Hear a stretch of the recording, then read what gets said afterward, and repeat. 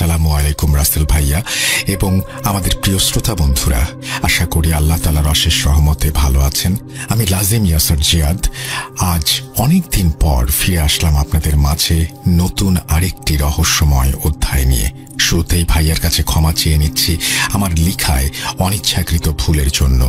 প্রিয় লিসেনার্স, আজ যে ঘটনাটি আপনাদের বলতে চলেছি, এই ঘটনা আমার সংগ্রহ করতে হয়নি। এই ঘটনা এক প্রকার আপনা আপনি আমার কাছে চলে এসেছে। কেন বললাম এমনটা? তবে চলুন প্রিয় লিসেনার্স, এই ঘটনাটি কিভাবে আমার কাছে এসেছে আপনা আপনি, আগে এই বিষয়টি আপনাদের বলা যাক। সাল 2023 জুলাই মাসের মধ্যবর্তী সময় আমি আমার গ্রামের বাড়ি টাঙ্গাইল গিয়েছিলাম। আমার টাঙ্গাইলে যাওয়া হলেই আমি এবং আমার বন্ধুরা মিলে এক বড় ভাইয়ের বাসায় চায়ের দোকানে মাঝে মধ্যে আড্ডা দেই। আর টাঙ্গাইলে থাকাকালীন প্রতি শুক্রবার রাতে সেই বড় ভাইয়ের চায়ের দোকানে বসে সাউন্ড বক্সে ভূত.com সবাই মিলে উপভোগ করি। এইবারও তার ব্যতিক্রম হয়নি। 3 মার্চের রাতে আমরা সবাই মিলে দোকানে বসে ভূত.com-এর এপিসোড 161 উপভোগ করছিলাম। এমন সময় হঠাৎ রাত 1টার দিকে দোকানে হন্তদন্ত হয়ে 20-22 বছরের একজন ভাই আসেন। এসেই তিনি বলতে শুরু করেন, ভাইয়ারা, আপনারা কি ফজরের আজান পর্যন্ত এখানে আছেন? যদি ফজরের আজান পর্যন্ত আপনারা এখানে থাকেন, আপনারা যদি কিছু মনে না করেন, তাহলে আপনাদের সাথে বসতে পারি। আমি টাঙ্গাইল সদর থেকে এসেছিলাম, আপনাদের 1 গ্রাম সামনে হরিপুরে। এখন কোনো গাড়ি পাচ্ছি না, আর হরিপুর থেকে এই পর্যন্ত আমি হেঁটে হেঁটে এসেছি। আসার পথে আমি প্রচণ্ড সমস্যার সম্মুখীন হয়েছি। তাই আমি আজ রাতটা যদি আপনাদের সাথে এখানে বসে বসে কাটাতে পারতাম, তাহলে খুবই উপকার হতো আমার। ভাই, না হলে ওরা আমার অনেক বড় ক্ষতি করে ফেলবে। তার এসব কথা শুনে আমরা তাকে বসতে বলি এবং জিজ্ঞেস করি কেন তিনি হরিপুরে এসেছিলেন এবং কারা তার অনেক বড় ক্ষতি করে ফেলতে চায়, তার আসার পথে কি কি সমস্যা হয়েছে। এরপর তিনি বলতে শুরু করেন, ভাই, আমি মোহাম্মদ রবিন আহমেদ। আমার বড় ভাইয়ের একটা সমস্যার জন্য এখানে একজন কবিরাজের কাছে এসেছিলাম। আমার বড় ভাই একজন ব্ল্যাক ম্যাজিশিয়ান ছিলেন। তিনি প্রায় 13 বছর যাবৎ ব্ল্যাক ম্যাজিক ছেড়ে দিয়েছেন। ব্ল্যাক ম্যাজিক ছেড়ে দেওয়ার পর থেকেই শুরু হয় তার জীবনের এক কঠিন পরীক্ষা। আমরা আমাদের সবকিছু হারিয়েছি আমার বড় ভাইয়ের এই পাপের জন্য। এই বলে সেই ভাই কান্নায় ভেঙে পড়েন। কিছুক্ষণ পর তিনি স্বাভাবিক হলে আমি তাকে জিজ্ঞেস করি, ভাই, আপনি যদি কিছু মনে না করেন, তাহলে আপনার বড় ভাইয়ের সম্পূর্ণ ঘটনাটি কি বলবেন? আমি ভূত.com-এ লিখে পাঠাবো। সকল মানুষের এই ব্ল্যাক ম্যাজিকের ভয়ানক পরিণতি সম্পর্কে জানা অনেক দরকার। আপনার বড় ভাইয়ের ঘটনা শুনে অনেকেই এই ভয়ানক পাপ কাজ থেকে সতর্ক হতে পারবেন। আমার এই সব কথায় তিনি বলতে শুরু করেন, ভাই, আমাকে ক্ষমা করবেন। আমার বড় ভাই কিভাবে ব্ল্যাক ম্যাজিশিয়ান হয়েছেন এই বিষয়ে আমার কিছুই জানা নেই। ঘটনাটির পরিপূর্ণ অংশ আমি জানি না। কিছু কিছু বিষয় আমি জানি। সম্পূর্ণ ঘটনা শুধুমাত্র আমার বড় ভাই জানেন, আর আমার বড় ভাইয়ের অনুমতি ছাড়া আমি আপনাকে কিছুই বলতে পারবো না, কারণ আমি জেনে শুনে আপনাকে বিপদে ফেলতে পারবো না। আমি এ যাবৎ যে হুজুর কবিরাজকে আমার ভাইয়ের বিষয়ে বলেছি, তারা সবাই আমাকে এর কোনো সমাধান দিতে পারবেন না বলে জানিয়েছেন। এমনকি তারা প্রত্যেকে আমাকে বলেছেন এবং আমার বড় ভাইও আমাকে বলেছেন আমি যেন এই বিষয়ে কোনো অপরিচিত কাউকে কোনো কিছু না জানাই, তাহলে আমি যাকে জানাবো তারও নাকি অনেক বড় বিপদ হতে পারে। আমি আমার বড় ভাইকে গিয়ে এই বিষয়টি জানাবো। তিনি যদি আপনাকে সম্পূর্ণ ঘটনা বলতে রাজি হন, তাহলে আপনি তার কাছে সম্পূর্ণ ঘটনা শুনে নিন। আপনার ফোন নাম্বারটি দিন আমাকে, আমি আমার ফোনে সেভ করে নিচ্ছি। আমি আপনাকে ফোন করে জানাবো। এরপর আমি তাকে আমার নাম্বার দেই। দেখতে দেখতে ফজরের আজান হয়ে যায়। এরপর আমরা সবাই মিলে তাকে বাস স্ট্যান্ডে পৌঁছে দিয়ে আসি। সে চলে যায় বাসায়। যাই হোক, এরপর অতিবাহিত হয় 4 দিন। আমি রবিন ভাইয়ের কথা প্রায় ভুলেই গিয়েছিলাম। এমন সময় রবিন ভাইয়ের সাথে দেখা হওয়ার ঠিক 5ম দিন, অর্থাৎ আমার ফোনে সকাল 11টা নাগাদ একটি কল আসে। অপরিচিত একটি নাম্বার থেকে কলটি রিসিভ করতেই ওপাশ থেকে একজন বলতে শুরু করেন, আসসালামু আলাইকুম ভাই, চিনতে পেরেছেন আমাকে? আমি রবিন আহমেদ। কিছুদিন আগে আপনার সাথে রাতে দেখা হয়েছিল। আমার বড় ভাইয়ের ঘটনা আপনি জানতে চেয়েছিলেন। আমি ভাইয়াকে আপনার বিষয়ে বলেছিলাম। তিনি আপনাকে তার জীবনের সম্পূর্ণ ঘটনা বিস্তারিত বলবেন বলে আমাকে জানিয়েছেন। ভাইয়ার ঘটনাটি শুনতে হলে আপনাকে আমাদের বাসায় আসতে হবে।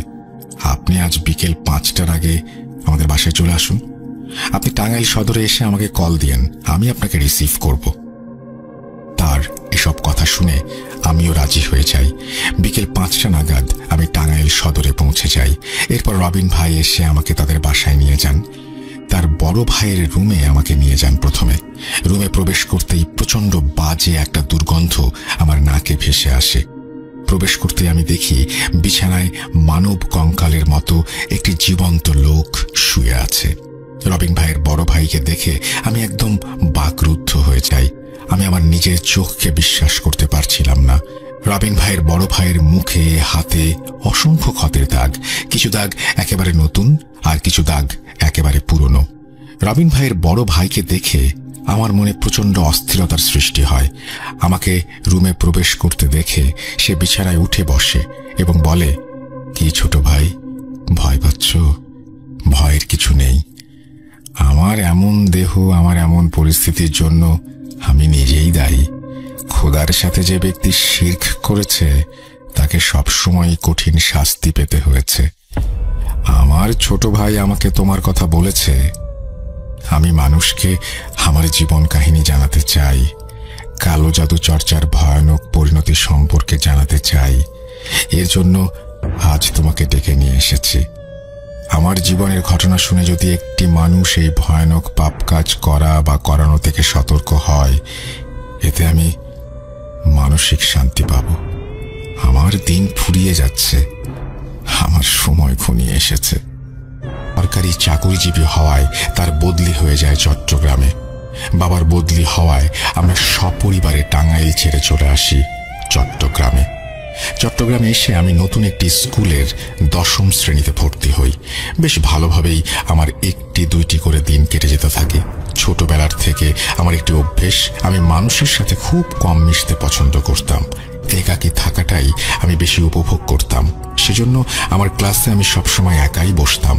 সেদিন সকালে আমি আমার ক্লাসের ঠিক শেষের দিকে একটি বেঞ্চে একাই বসে আছি। এমন সময় আমার পাশে নতুন একজন ছাত্র এসে বসে। আগে কোনোদিন তাকে আমি আমাদের ক্লাসে দেখিনি। সেদিন সেই ছেলেটির সাথে আমার কোনো কথা হয়নি।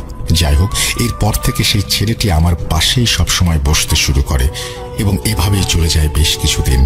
এতদিনে আমি সেই নতুন ছেলেটির মধ্যে একটি বিষয় খেয়াল করি, সেও ঠিক আমারই মতো। সেও ক্লাসে কারো সাথে কথা বলতো না, নিজের মতো আপনা আপনি বসে থাকতো। যাই হোক, একদিন সকালে আমি স্কুলে গিয়েছি। ক্লাসরুমে প্রবেশ করে দেখি সেই ছেলেটি বসে আছে তার নির্ধারিত জায়গায়। আমি গিয়ে বসে পড়ি ঠিক ওর পাশের জায়গাটায়। সেদিন আমি ওর সাথে কিছু কথা বলার চেষ্টা করি। শুরুতে আমি ওর সাথে ওর নাম কি জিজ্ঞেস করি এবং ও কোথায় থাকে সেটা জিজ্ঞেস করি। এসব জিজ্ঞেস করে আমি জানতে পারি ওর নাম নরেন দাস। আমাদের বাসা থেকে কিছু দূর গেলেই ওর বাসা। এভাবে ওর সাথে আমার কথা শুরু হয়। কিছুদিনের মধ্যে বেশ ভাব জমে যায় আমাদের মধ্যে। এভাবে অতিবাহিত হয়ে যায় 5 মাস। এতদিনে নরেন হয়ে ওঠে আমার একমাত্র সবচেয়ে প্রিয় বন্ধু। আপনারা হয়তো ভাবছেন আমি আমার বন্ধু নরেনকে নিয়ে এতগুলো কথা কেন বলছি। কারণ এই কালো জাদু নামক ভয়ানক কাজে আমাকে লিপ্ত করেছিল এই নরেন। এই নরেনের জন্য আমি হয়ে উঠেছিলাম একজন পাপী, একজন অনিষ্টকারী, একজন ব্ল্যাক ম্যাজিশিয়ান। কিভাবে হলো এসব, আস্তে আস্তে সবকিছু জানতে পারবেন ঘটনার কোনো একটি অংশে। সেদিন নরেন আর আমি স্কুল ছুটির পর আমাদের স্কুলের মাঠে বসেছিলাম, বিভিন্ন গল্পগুজব করছিলাম। এমন সময় হঠাৎ করেই নরেন বলে ওঠে, বন্ধু, ওই যে সামনের দিকে পাশাপাশি 2টো গরু বাঁধা আছে দেখেছ, সেখানে চলো, আমি তোমাকে একটা মজার বিষয় দেখাবো। কি মজার বিষয়? আমি এই প্রশ্ন করলে সে আবারও বলে ওঠে, জাদু।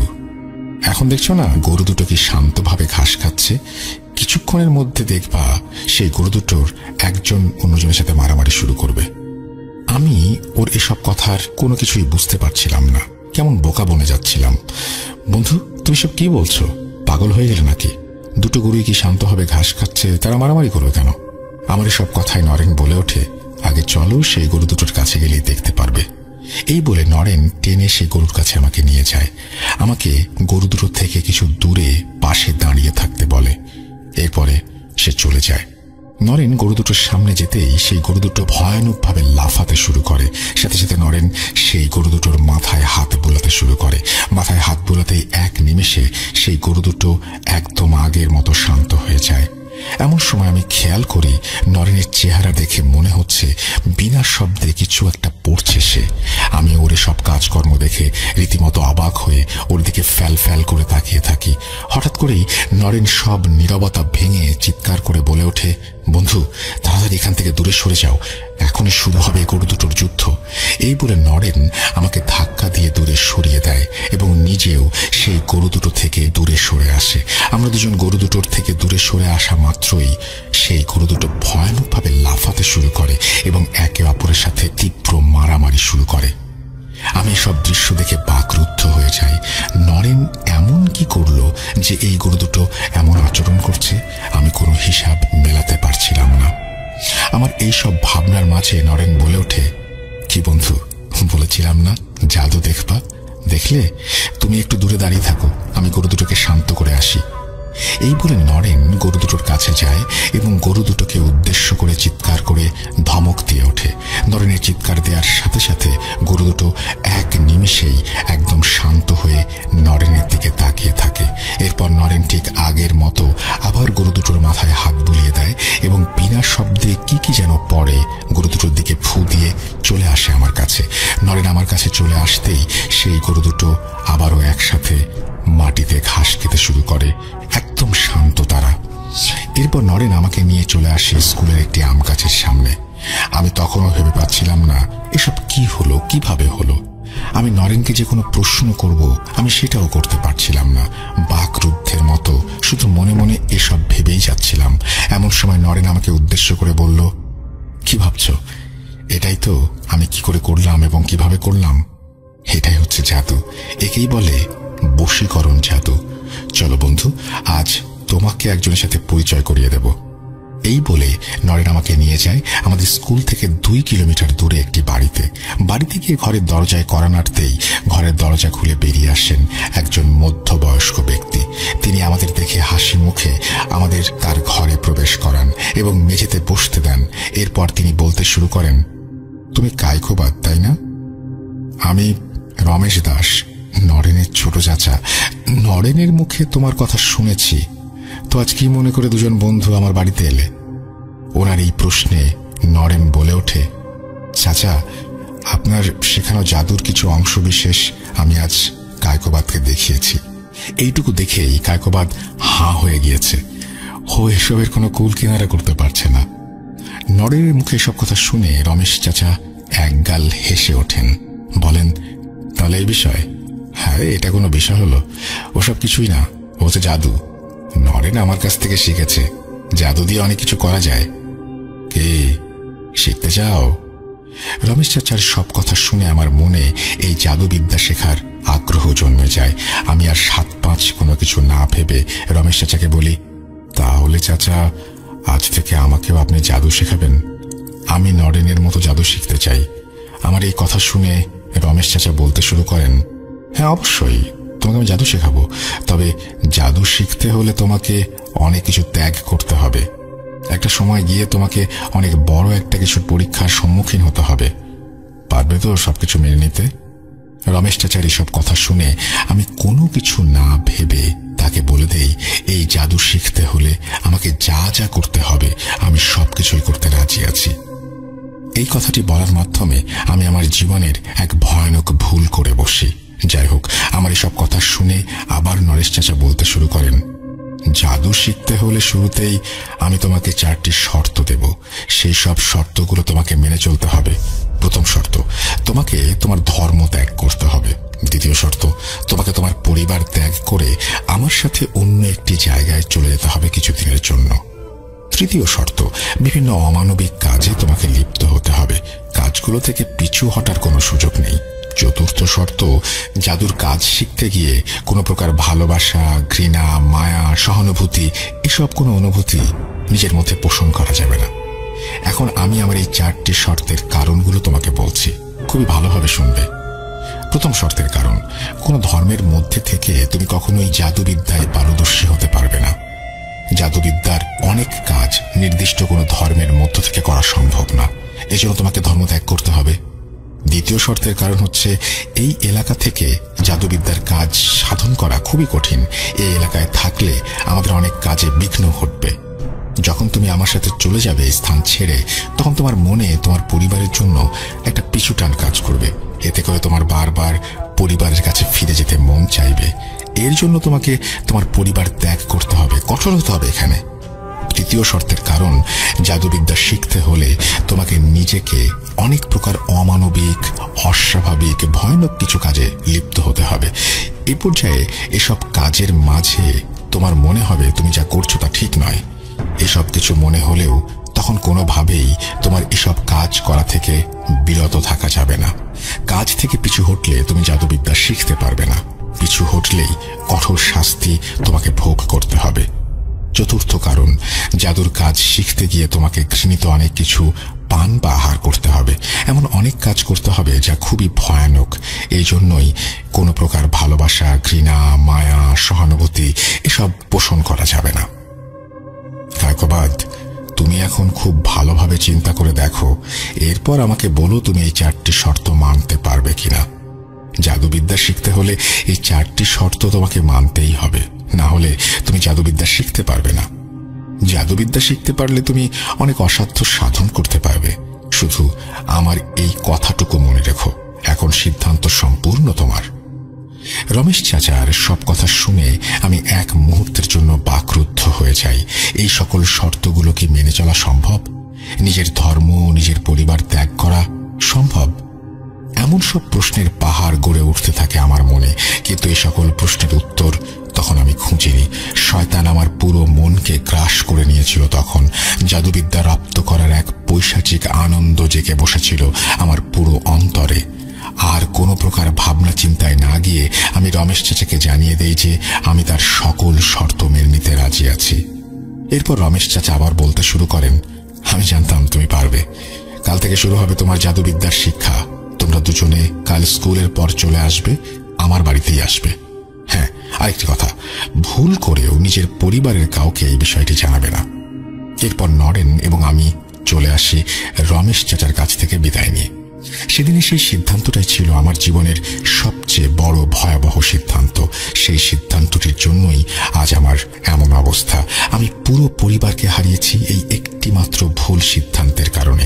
এই ভুল সিদ্ধান্তটি আজ আমাকে বানিয়েছে আমার নিজ পরিবারের খুনি। এই সিদ্ধান্তটি আমাকে ভোগ করাচ্ছে নারকীয় শাস্তি। যাই হোক, সেই দিনটি ভালোই অতিবাহিত হয়ে যায়। তার পরের দিন থেকে শুরু হয় আমার জাদুবিদ্যা শিক্ষা। এভাবে অতিবাহিত হয়ে যায় 7টি মাস। আমি আস্তে আস্তে জাদুবিদ্যার প্রাথমিক কিছু ধাপ রপ্ত করতে পারি। এর মধ্যে একদিন রমেশ চাচা হঠাৎ করে আমাকে এবং নরেনকে উদ্দেশ্য করে বলেন, সময় এসে গেছে, আমাদের এই স্থানটি পরিবর্তন করতে হবে। আজ রাতেই আমাদের এই স্থান ত্যাগ করে চলে যেতে হবে অন্য কোথাও।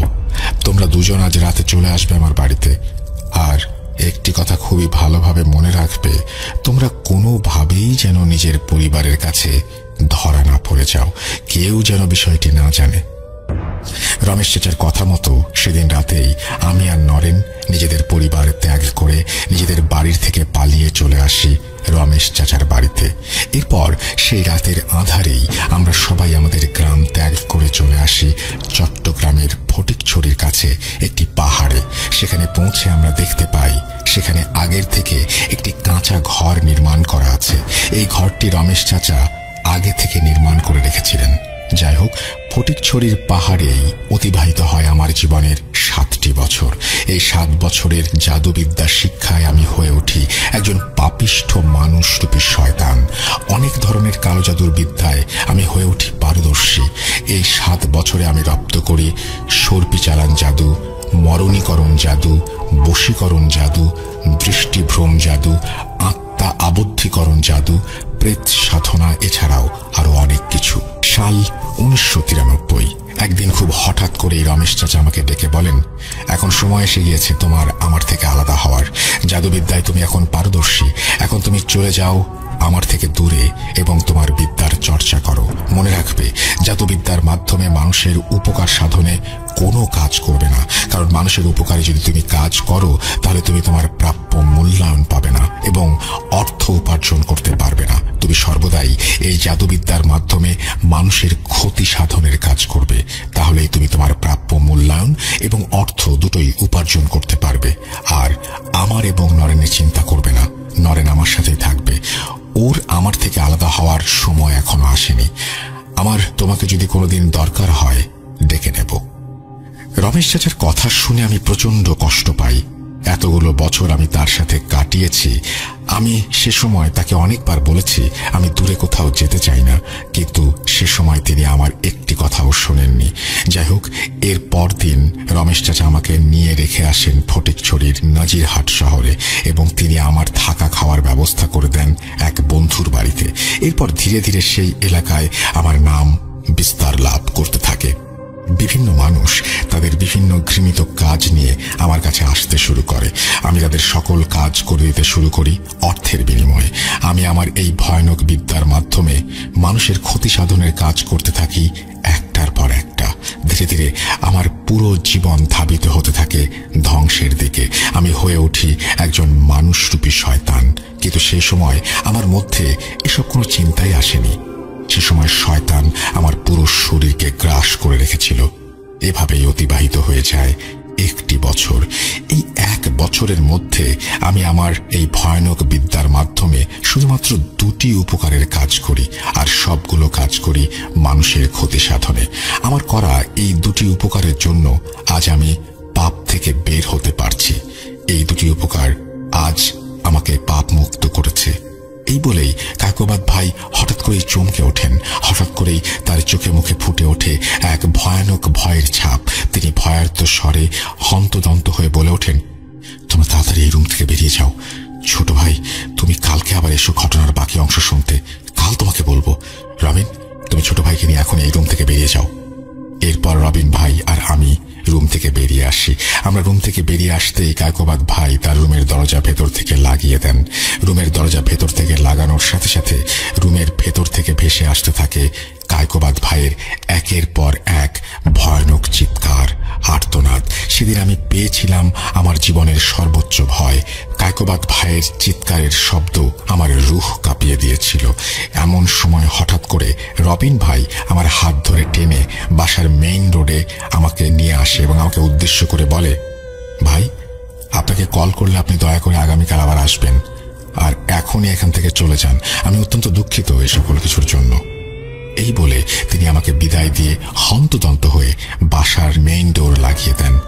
হঠাৎ কি হলো আমি কিছুই বুঝতে পারছিলাম না। এরপর আমি চলে আসি সেখান থেকে আমার বাসায়। সে রাতে আমি এক ফোঁটা ঘুমোতে পারিনি। কেমন যেন এক অজানা অস্থিরতা আমার পুরো শরীরকে গ্রাস করছিল বারবার। হঠাৎ কেন কায়কোবাদ ভাইয়ের মুখে ভয়ের ছাপ ফুটে উঠল। ঘটনা বলতে বলতে হঠাৎ কেন তিনি থেমে গেলেন। তিনি কেন এভাবে রুম থেকে চিৎকার করে হাহাকার করে উঠলেন? তার এই পাপ কর্মের ফলে কিভাবে তার নিজ পরিবারের সকলকে তিনি হারালেন? তিনি কিভাবে এই কালো জাদু নামক পাপ থেকে বেরিয়ে আসলেন? বারবার আমার মন শুধু এই অজানা প্রশ্নগুলোর উত্তর খুঁজে যাচ্ছিল। যাই হোক, পরদিন সকাল 11টা নাগাদ রবিন ভাই আমাকে কল করেন এবং যত তাড়াতাড়ি সম্ভব তাদের বাসায় যেতে বলেন। এরপর আমি প্রায় 12টা নাগাদ ওনাদের বাসায় পৌঁছে যাই। ওনাদের বাসায় প্রবেশ করতেই তিনি আমাকে নিয়ে যান কায়কোবাদ ভাইয়ের রুমে। কায়কোবাদ ভাইয়ের রুমে প্রবেশ করতেই আমি যা দেখতে পাই সেটা দেখে আমি এই ঘটনা শোনার ইচ্ছাই হারিয়ে ফেলি। প্রচন্ড ভয় আমার মনে জেগে বসে। গতকাল যে মানুষটাকে মোটামুটি ভালো দেখে গেলাম, আজ সেই মানুষটার একই অবস্থা। কায়কোবাদ ভাই লুঙ্গি পরে খালি গায়ে বিছানায় শুয়ে আছেন। তার শরীর যতদূর দেখা যাচ্ছে প্রতিটি জায়গায় বড় বড় তাজা কামড়ের দাগ, বড় বড় আঁচড় তার সারা শরীর জুড়ে ছড়িয়ে পড়েছে। একই ভয়ানক অবস্থা। যাই হোক, কায়কোবাদ ভাই আমাকে দেখে শোয়া থেকে উঠে বসার চেষ্টা করেন, কিন্তু তিনি ব্যর্থ হন। এরপর তিনি শুয়ে শুয়েই বলতে শুরু করলেন, ভাই, তুমি আমার এই অবস্থা দেখে ভয় পাচ্ছ, অবাক হচ্ছ, তাই না? অবাক হওয়ার কিছু নেই। এই সকল কিছু আমার পাপের ফল। আমার এই জীবনে খোদার সাথে শিরক করাটা খুবই শাস্তিযোগ্য একটা অপরাধ হয়েছে। ওরা প্রতি 13 দিন অন্তর অন্তর আসে আমার কাছে এবং আমাকে এই শাস্তিটি দিয়ে চলে যায়। ওদের আসার সময় হলে আমি বুঝতে পারি। এই জন্যই আমি গতকাল তোমাকে রুম থেকে তাড়াহুড়ো করে বের করে দেই। এখন তুমি ভাবছো ওরা কারা? বলবো সবকিছু একে একে। গতকাল কোথায় যেন শেষ করেছিলাম ঘটনাটি? ও হ্যাঁ, মনে পড়েছে। আমার করা দুটি উপকার, যার মাধ্যমে এই পাপ থেকে আমি বের হতে পেরেছিলাম। তাহলে শোনো সেই দুটি উপকারের বর্ণনা। প্রথম উপকার, সে রাতে আমি আমার একটি কাজ শেষ করে বাড়ি ফিরে আসছিলাম। এমন সময় আমি চাঁদের আলোয় দেখতে পাই রাস্তার মাঝে 4টি কালো বিড়াল একটি সাদা বিড়ালকে ভয়ানকভাবে আঘাত করছে। এ দৃশ্য দেখার সাথে সাথে আমি বুঝতে পাই সেই সাদা বিড়ালটি একটি ভালো জিন এবং তাকে আঘাত করছে যে 4টি বিড়াল তারা খারাপ জিন। সেই সময় হঠাৎ করেই আমার মনে কেন জানি দয়া চলে আসে সেই সাদা বিড়ালটির জন্য। এরপর আমি 7-5 না ভেবে সেই 4টি জিনকে আমার বিদ্যার সাহায্যে বন্দী করে ফেলি সেখানে থাকা একটি গাছের সাথে। এমন অবস্থায় সাথে সাথে সেখান থেকে সেই সাদা বিড়ালটি পাশের ঝোপে লাফ দিয়ে চলে যায়। এরপর সেই 4টি জিনকে আমি বন্দী করে নিজের সাথে করে নিয়ে আসি। বাড়ি ফিরে আমি রাতের খাবার খেয়ে সাধনায় বসেছি। এমন সময় হঠাৎ করেই আমার জানালা দিয়ে প্রবেশ করে একটি সাদা ধোঁয়া। সেই ধোঁয়াটি ঘরে প্রবেশ করেই একটি মানুষের অবয়বে পরিণত হয় এবং আমাকে উদ্দেশ্য করে কথা বলতে শুরু করে। আসসালামু আলাইকুম। আপনাকে অসংখ্য ধন্যবাদ। আল্লাহ তাআলার অশেষ রহমতে আপনি আমাকে আজ রক্ষা করেছেন। আমি আপনার প্রতি কৃতজ্ঞ। আমি একজন বীর জিন। আমার নাম মেহলান তেফাতাজ। আমার কাজ বিভিন্ন তথ্য সংগ্রহ করা। আমি আজকে একটি কাফির জিন জাতির সম্পর্কে তথ্য সংগ্রহ করতে গিয়েছিলাম। তাদের এলাকায় প্রবেশ করতেই তারা আমাকে ধরে ফেলে এবং অত্যাচার করতে শুরু করে। এর মধ্যে আপনি সেখানে আসলেন। আল্লাহ তাআলার রহমতে এবং আপনার উসিলায় আজ আমি বেঁচে ফিরলাম। আপনার যদি আমাকে কোনোদিন প্রয়োজন হয় তাহলে আমাকে ডাকবেন। আমি আপনার সাহায্য করার চেষ্টা করব। আর আপনাকে আমি একটি কথাই বলতে চাই, আপনি আপনার এই বিদ্যা মানুষের ক্ষতি সাধনের কাজে না লাগিয়ে মানুষের উপকারের কাজে লাগানোর চেষ্টা করবেন। তাতেই আপনার মঙ্গল হবে। এই বলে সেই জিনটি আবার সাদা ধোঁয়ার মতো মিলিয়ে গেল। দ্বিতীয় উপকার, সময়টা বিকেলের দিকে। আমি সেদিন ঘরে শুয়েছিলাম। হঠাৎ করে আমি শুনতে পাই আমার ঘরের বাইরে থেকে কে যেন আমাকে ডাকছে। ডাক শুনতে পেয়ে আমি ঘর থেকে বাইরে বের হয়ে এসে দেখি একজন যুবক দাঁড়িয়ে আছে। আমাকে বেরিয়ে আসতে দেখে সে হন্তদন্ত হয়ে আমার কাছে আসে। ভাইজান, আমার নাম রবিন। তাড়াতাড়ি চলুন আমাদের বাড়িতে। আমার বড় বোনের খুবই অস্বাভাবিক অবস্থা, কেমন যেন আচরণ করছে। আমার বোনের অবস্থা ভালো নয়। এই পৃথিবীতে আমার বোন ছাড়া আর কেউ নেই। আপনি আমার বোনকে বাঁচান। রবিনের সব কথা শুনে আমি তার সাথে তখনই তার বাড়িতে চলে যাই। ওদের বাড়িতে গিয়ে আমি দেখতে পাই খুবই মায়াবী চেহারার একটি মেয়ে বিছানায় শুয়ে আছে। আমাকে দেখা মাত্রই মেয়েটি বিছানায় ছটফট করতে শুরু করলো। মেয়েটিকে দেখা মাত্রই আমি বুঝতে পারি ওকে তুচ্ছ একটি মেছো জিন আসর করেছে। এরপর সেই জিনকে বন্দি করে মেয়েটিকে ঝাড়ফুঁক করে চলে আসি। আমার এই পাপিষ্ঠ বিদ্যা দিয়ে শুধুমাত্র এই 2টি উপকার আমি করেছিলাম। এখন প্রশ্ন হচ্ছে, এই 2টি উপকার কিভাবে এই পাপকে মুক্ত হতে সাহায্য করলো?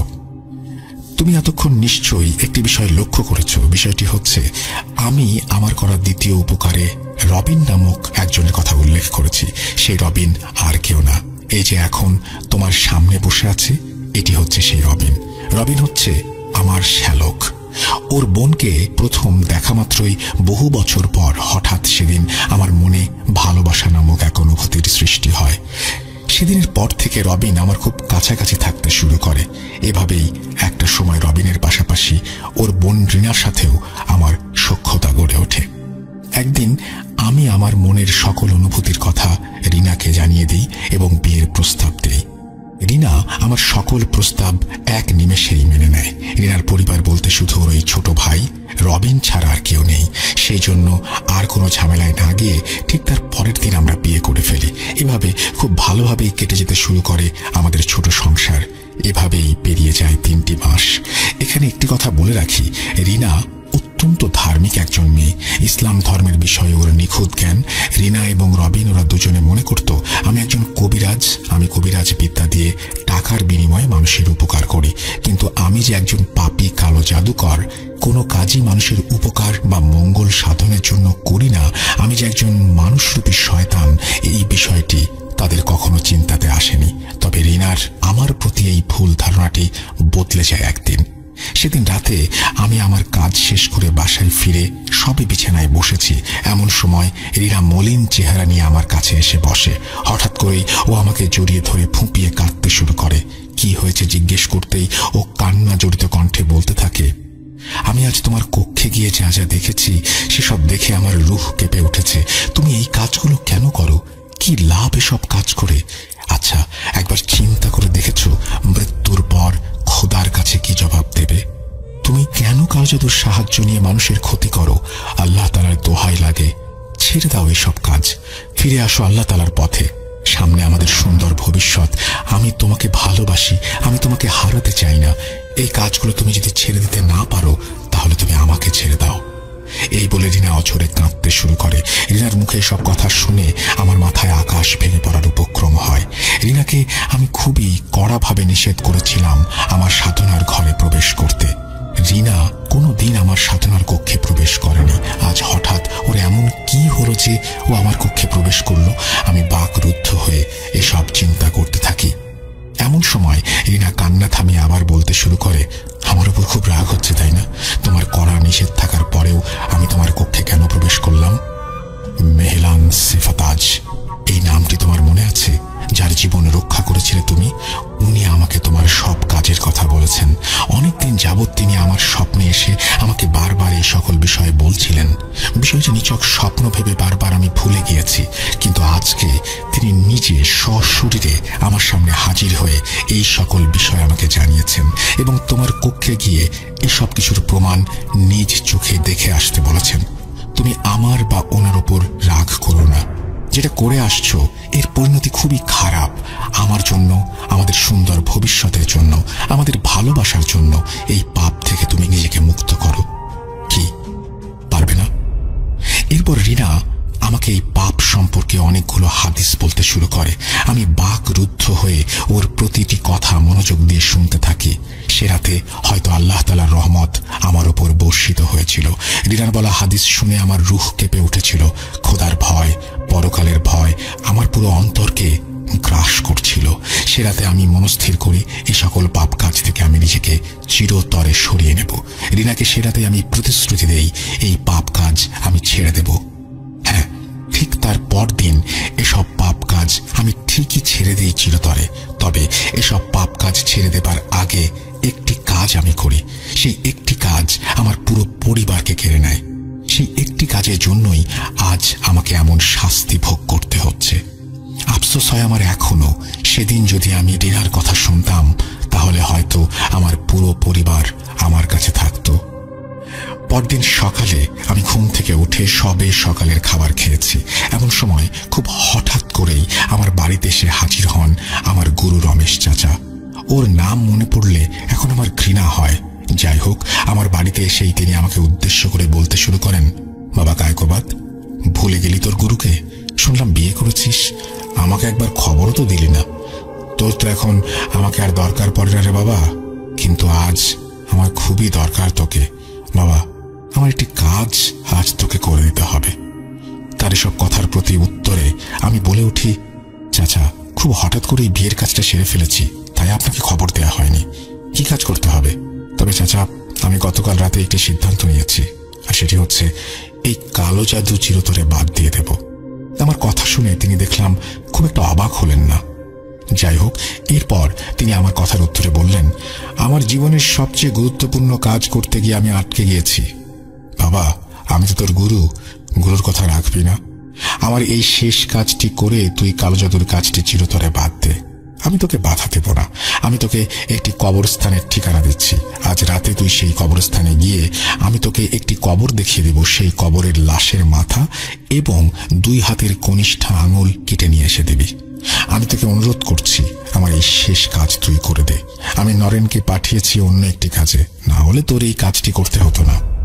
রমেশ চাচার অনুরোধ আমি ফেলতে পারি না। আমি কাজটি করার জন্য রাজি হয়ে যাই। এরপর রমেশ চাচা আমার বাড়ি থেকে চলে যান। রাতে আমাকে নিতে আসবেন বলেন, কিন্তু রিনা আমাকে কোনোভাবেই সেই কাজটি করতে দিতে চাচ্ছিল না। এরপর আমি রিনাকে অনেকবার বুঝিয়ে রিনাকে কথা দেই এটি আমার জীবনে শেষ কাজ। যাই হোক, সন্ধ্যা গড়িয়ে রাত 10টা নাগাদ রমেশ চাচা আমাদের বাড়িতে আসেন আমাকে নিতে। এরপর আমি বেরিয়ে পড়ি তার সাথে। কিছুক্ষণের মধ্যে আমরা পৌঁছে যাই একটি পারিবারিক কবরস্থানে। কবরস্থানে পৌঁছে আমি চিনতে পারি এটি কাদের পারিবারিক কবরস্থান। এই কবরস্থানটি হচ্ছে একজন কবিরাজের পারিবারিক কবরস্থান। সেই কবিরাজটি এই 10 কি 12 দিন আগে মারা গিয়েছেন।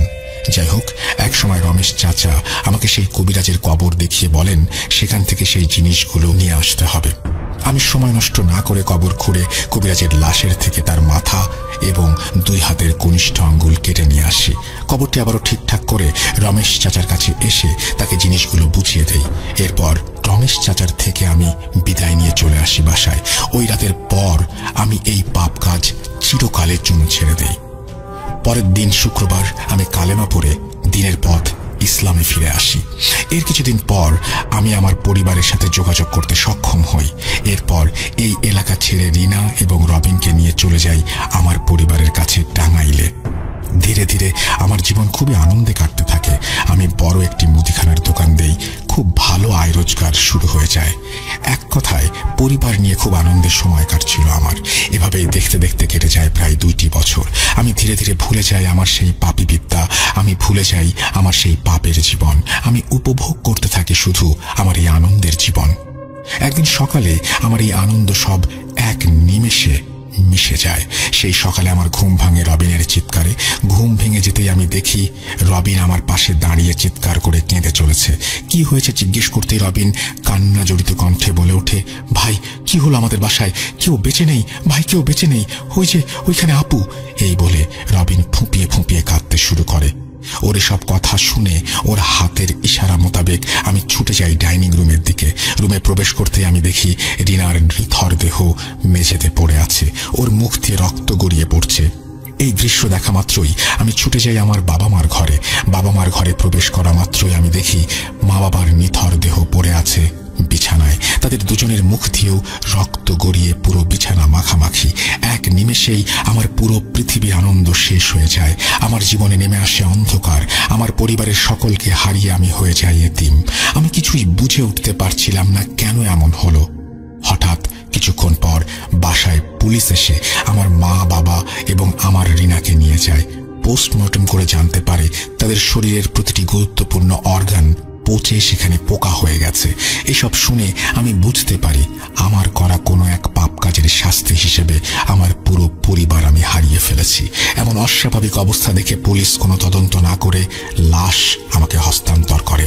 আমার পরিবার হারিয়ে আমি হয়ে যাই একদম একা।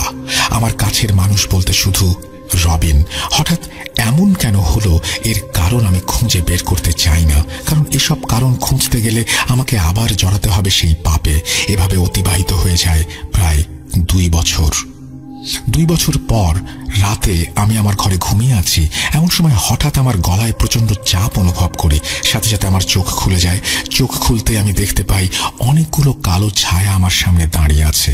হঠাৎ করে সেই ছায়াগুলো আমার উপর ঝাঁপিয়ে পড়ে এবং আমি অনুভব করতে শুরু করি আমার পুরো শরীরে কামড়ের তীব্র যন্ত্রণা। প্রায় 10 মিনিট এভাবে আমি সহ্য করতে থাকি তীব্র যন্ত্রণা। 10 মিনিট পর সবকিছুই শান্ত হয়ে যায় এবং সেই ছায়াগুলো আমার চোখের সামনেই মিলিয়ে যেতে শুরু করে। এখন এভাবেই চলছে আমার জীবন। গতকাল সেই ছায়াগুলো এসেছিল আমার কাছে আমাকে শাস্তি দিতে।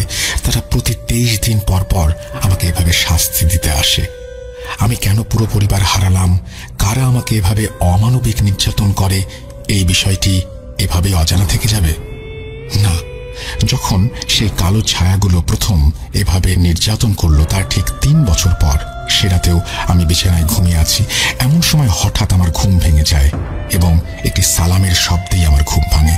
চোখ খুলতে আমি দেখতে পাই মেহলান সিফাত আজ তিনি আমার সামনে দাঁড়িয়ে আছেন। কিন্তু একই অবস্থা, তাকে খুবই রোগা জীর্ণ শীর্ণ দেখাচ্ছে। আমাকে চোখ খুলতে দেখেই সে আমাকে উদ্দেশ্য করে বলতে শুরু করে, গতকাল আমি আমার বন্দি দশার থেকে মুক্তি পেয়েছি। আমার এই এতগুলো বছর বন্দি অবস্থায় থাকার জন্য দায়ী আপনার ওস্তাদ রমেশ। আপনার পরিবারের সদস্যদের মৃত্যুর কারণ এই রমেশ একটা শয়তান। নিজের কাজ হাসিলের জন্য ওর ভাতিজা এবং আপনাকে এই কালো জাদুর শিক্ষা দিয়ে আপনাদের দুজনকে কালো জাদু বিদ্যায় সিদ্ধহস্ত করেছে। কারণ রমেশ শয়তানের সাথে সরাসরি যোগাযোগ স্থাপন করতে চেয়েছিল। বলতে পারেন এটি ওর জীবনের লক্ষ্য। শয়তানের সান্নিধ্য হাসিলের প্রথম ধাপ হলো সায়াকিন ফায়দানের সান্নিধ্য হাসিল করা। সায়াকিন ফায়দানের সুপারিশেই শয়তানের সাক্ষাৎ মিলবে। কালো জাদুর একটি নির্দিষ্ট প্রক্রিয়ায় 3টি কাজ সম্পূর্ণ করলে এই সায়াকিন ফায়দান শয়তানকে সুপারিশ করতে বাধ্য হবে। প্রথম কাজটি হল কালো জাদুর নির্দিষ্ট প্রক্রিয়ার মধ্য দিয়ে এমন একজন পুরুষকে বলি দিতে হবে, কালো জাদুর বিদ্যায় সিদ্ধহস্ত যিনি। বলি দেওয়ার ঠিক পরদিন সায়াকিন ফায়দান হাজির হবে এবং প্রশ্ন করবে তাকে কার মাধ্যমে ডাকা হয়েছে। এখানে মাধ্যম হচ্ছে এমন একজন ব্যক্তি যার জন্য এই সায়াকিন ফায়দান পূর্বে শয়তানের কাছে সুপারিশ করেছিল। মাধ্যমের নাম বলার পর সায়াকিন ফায়দান সেই মাধ্যমের মাথা ও 2 হাতের কনিষ্ঠ আঙুল চাইবে। এই কাজটি সম্পূর্ণ করার ফলে 3টি কাজের মধ্যে 2টি কাজ সম্পূর্ণ হবে। এই 2টি কাজ সম্পূর্ণ হলে তৃতীয় এবং শেষ কাজটি করতে হবে, যেটি হচ্ছে কালো জাদুর নির্দিষ্ট প্রক্রিয়ায় জাদুবিদ্যায় সিদ্ধহস্ত আরেকজন পুরুষকে বলি দেয়া। এই রমেশ আপনার ওপর সবসময় জিন দিয়ে নজর রেখেছে। সেটাতেই ও জেনে যায় যে আপনি এই পাপ কাজ ছেড়ে দেওয়ার সিদ্ধান্ত নিয়েছেন। এই জন্যই রমেশ ওই রাতেই ওপরের এই 3টি কাজের একটি সম্পূর্ণ করে এবং ওর ভাতিজা নরেনকে বলি দেয়। এর পরদিন সকালে সে আপনার কাছে আসে তার দ্বিতীয় কাজটি আপনাকে দিয়ে করিয়ে নেওয়ার উদ্দেশ্যে এবং সে সফল হয়। দ্বিতীয় কাজটি রমেশ আপনাকে দিয়ে কেন করিয়েছে জানেন? কারণ বলি দেওয়ার দ্বিতীয় দিন সায়াকিন ফায়দান হাজির হয়েই মাথা এবং কনিষ্ঠ আঙুল দাবি করে। তখন সেই ব্যক্তি যদি এই জিনিসগুলো দিতে সক্ষম হয় তাহলে সায়াকিন ফায়দান সেই মাধ্যমের পুরো বংশকে নির্বংশ করে দেয়। আপনি যার মাথা এবং 2 হাতের কনিষ্ঠ আঙুল কেটে এনে রমেশকে দিয়েছেন, সেই কবিরাজ খুব ভালোভাবে জানত কেউ না কেউ তার শরীরের অংশ নিতে সক্ষম হবেই।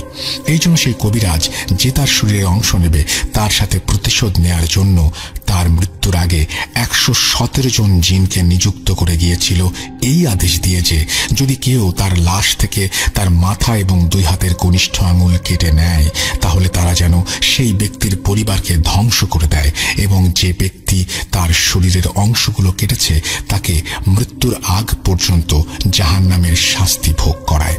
এর জন্য রমেশ আপনাকে দিয়ে এই কাজটি করিয়েছে। সেটাতে প্রথমে রমেশ আমাকে বন্দী করে যাতে আমি আপনাকে সতর্ক করতে না পারি। কিন্তু কি লাভ হয়েছে রমেশের এত পরিকল্পনা করে? রমেশের সামনে যখন সায়াকিন ফায়দান হাজির হয় তখন রমেশ একটা ভুল করে বসে। সে সেই সায়াকিন ফায়দানকে বন্দী করার চেষ্টা করে। এর ফলে ওকে গ্রহণ করতে হয় মৃত্যু। আজ ওর জন্য আপনি ভোগ করছেন এতটা কষ্ট। আল্লাহ তাআলা আপনাকে মাফ করুন।